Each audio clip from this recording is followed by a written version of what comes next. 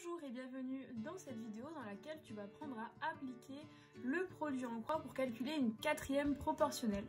Alors voici un exemple, on imagine qu'une voiture qui consomme 6,8 litres d'essence pour 100 km parcourus parcourt 321 km. La question est du coup, quelle quantité d'essence est-ce que la voiture va consommer en parcourant 321 km? Donc ce que je te conseille de faire en premier, c'est au brouillon de faire un petit tableau. Dans ce tableau, tu vas inscrire la première grandeur qui apparaît dans l'énoncé. Ici, c'est la quantité d'essence en litres. Et la deuxième grandeur qui apparaît dans l'énoncé, ici, c'est la distance parcourue en kilomètres. Maintenant, ce que tu vas faire, c'est que tu vas te servir de ce qu'on te donne comme information dans l'énoncé et tu vas compléter du coup la première colonne du tableau. Alors qu'est-ce qu'on nous dit? On dit que la voiture elle consomme 6,8 litres d'essence pour 100 km parcourus. Donc ici on va inscrire 6,8 et ici on va inscrire 100. Maintenant ce qu'on va faire c'est qu'on va compléter une des cases ici.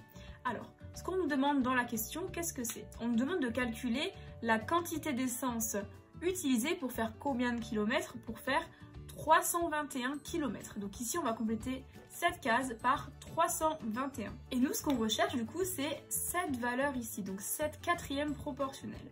Donc là, on va appliquer le produit en croix pour trouver cette valeur. Donc il existe trois autres méthodes. Tu peux regarder ces méthodes en cliquant ici sur la vidéo à droite.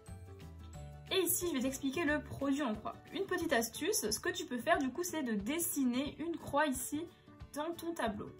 Et tu vas regarder du coup quelles sont les deux valeurs connues qui sont reliées.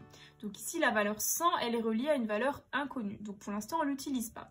Et bien on voit que la valeur 6,8 elle est reliée à la valeur 321.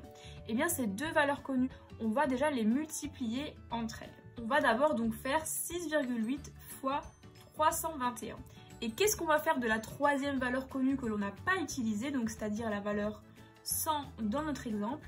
Eh bien, on va diviser notre produit par 100. Et du coup, voilà, on a trouvé la formule du produit en croix qui va nous permettre de trouver la valeur manquante du tableau. Et ça va être égal à environ 21,83.